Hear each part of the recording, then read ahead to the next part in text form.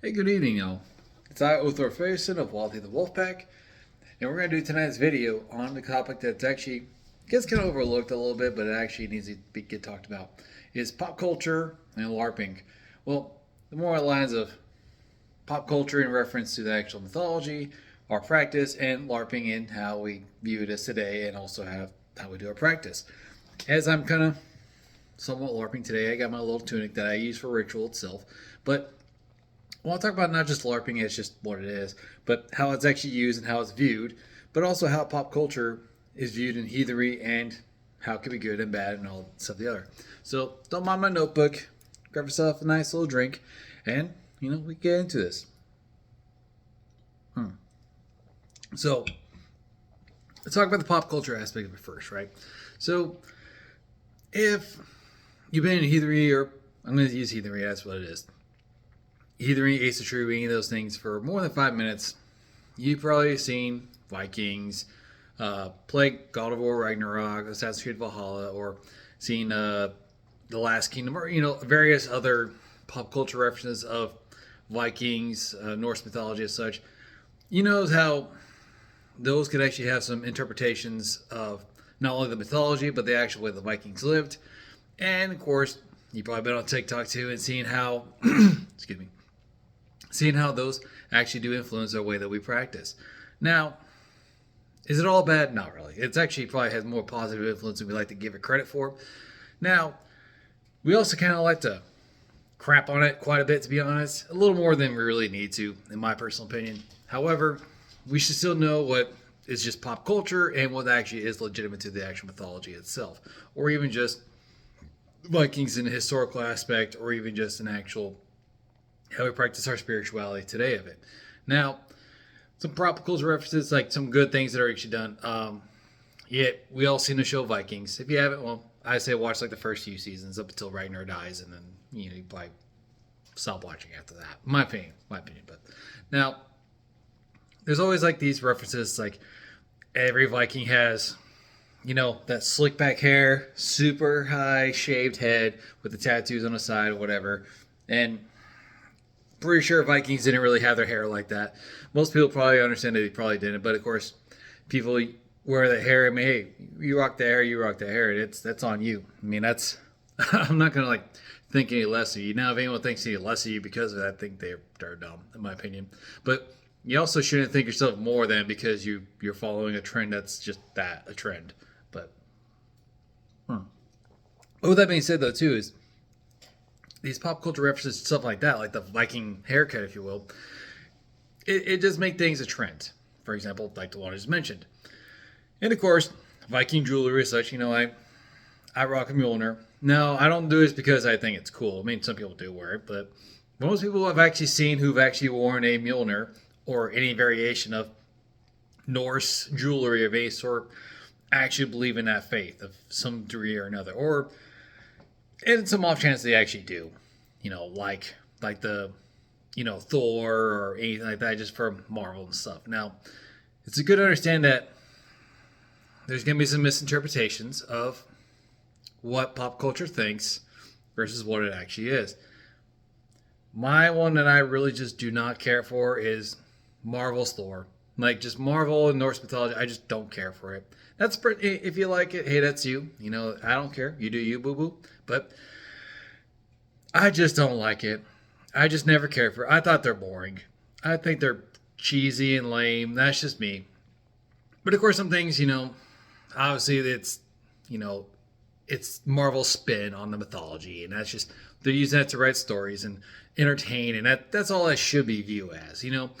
And some people, and I was kind of guilty of this too. It's kind of almost in a way that some people feel that in certain ways that how pop culture depicts our gods can be viewed as insulting, and a lot of people felt that way. And of course, if you play God of War Ragnarok, which I never played, but I know Fat Thor, and Marvel did Fat Thor too, and a lot of people felt a certain way, including myself, felt a certain way about that. Now, whether Thor's fat, that's not the point of the whole discussion, right? It's we tend to get really attached to our mythology, and rightfully so, because it's kind of our thesis. Well, I guess not thesis, but I guess it would be kind of the way that we actually view our practice and the way we learn from the actual stories of the gods and the sagas of the Vikings and stuff. And when we get attached to these stories, we do get attached to these said stories, and when they feel like they misinterpret, or even in some how we would often view it as insulting, whether it actually is or not, that's up to you to decide if it actually is or not. Well, we get a certain way about that. Now, but there's actually a silver lining with that too, right? It actually forces us to actually look up our actual own mythology, look up the actual written sources of not only the sagas, the Eddas, many of the other grimoires, I don't want to say grimoires, but the actual like other tales of actual Vikings and gods and stuff of that nature. It actually makes us double check our actual work. It makes us actually know what we actually know about our actual mythology and stuff. And now, is using mythology or whatever to actually make a story your own or whatever such a bad thing? It's not. It really isn't. But you just gotta understand that it's entertainment. That's all it is at the end of the day. You know, granted, I don't play God of War or Ragnarok because I'm like, I don't feel like I need to fight my own gods in a video game, but that's just me. But I mean, a lot of people have enjoyed that game. A lot of people I know who are, you know, heathens as well also play that game, and they actually enjoy the hell out of it, you know, so you know, I probably really think too much about that. But and then there's also just bad storytelling as a whole. Vikings up to a point was, in my opinion, was pretty good up until after Ragnar dies, and it kind of goes a weird direction. If you watch the show Vikings, you know what I'm talking about. And of course, there's also that topic of people want to emulate what they are on TV. You know, of course, if they see Yellowstone one season, they're a cowboy all of a sudden. Same thing with Vikings. They watch Vikings one season, they're a Viking all of a sudden. Which broke my heart to realize I'm not a Viking. I know, I'm not a Viking. You're not a Viking, I'm not a Viking. We're not Vikings anymore. Doesn't really matter, really, to be honest. But if you actually notice, too, there really is something of a trend to actually really make note that you're not a Viking these days. I mean, okay, cool, whatever. If you want to LARP, you want to LARP. That's fine. But understand that, yeah, we're not Vikings. We're not Sea Raiders anymore. We never were. You know, not in this life, anyways. But with that being said, though, excuse me, sorry. But with that being said, though, is LARPing all that bad as people want to play it as? Now, I'm going to say no. And here's what I'm going to say no to LARPing. No, not no to LARPing. No, that LARPing is not bad. LARPing is not bad at all. It's not even like remotely as offensive as people want to say it is. Now, here's what actually, we're going to talk about LARPing for a little bit. Because, I mean, I think we kind of beat the actual pop culture reference, you know, because that's what it is. You know, just movies and books. For the most part, it's movies and video games in today's day and age. But then there's the actual LARPing stuff. Now, LARPing, though, if you go to like any sort of like the Viking fairs or even some of the Ren fairs or something like that, there'll be people LARPing as Vikings, which is, I think, is awesome, actually. Now, a lot of people have an issue with the actual people LARPing as Vikings for some reason. Now, I think there's that notion that people legitimately think they are Vikings, which I don't think anyone legitimately thinks they actually are a Viking. I mean, if they do, then if you're working accounting and you're, you know, thinking you're a Sea Raider or some sort like that,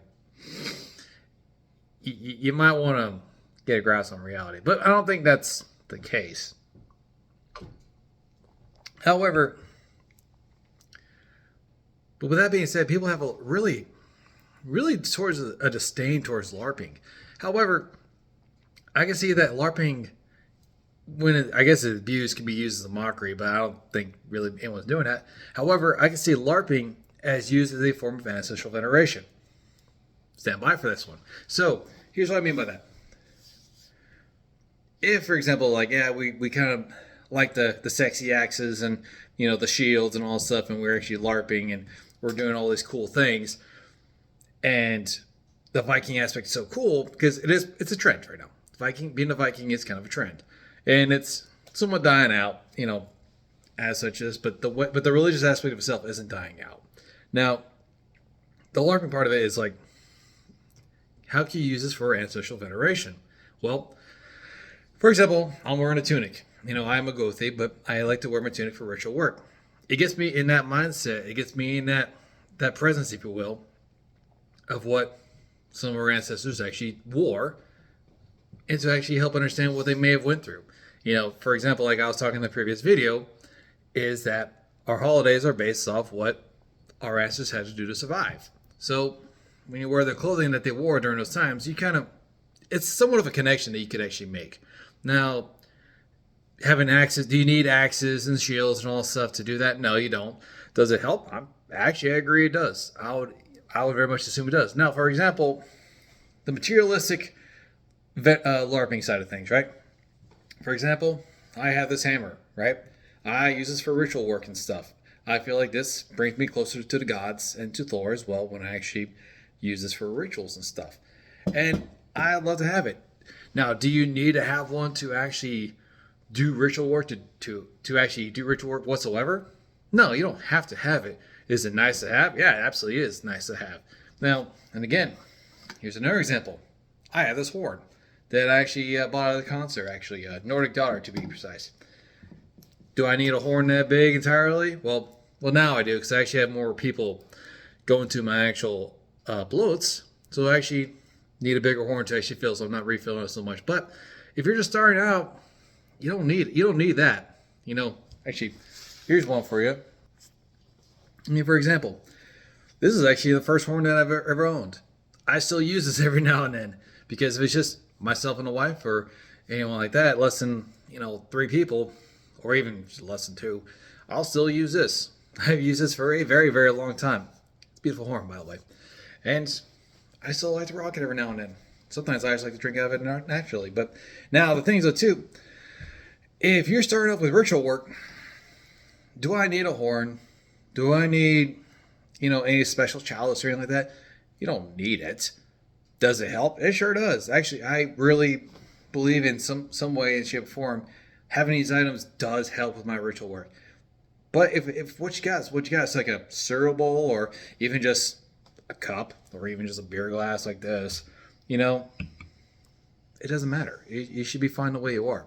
Now, and here comes the actual darker side. I don't say dark side, but the bad side of LARPing, if you will. It's the nordier than now group.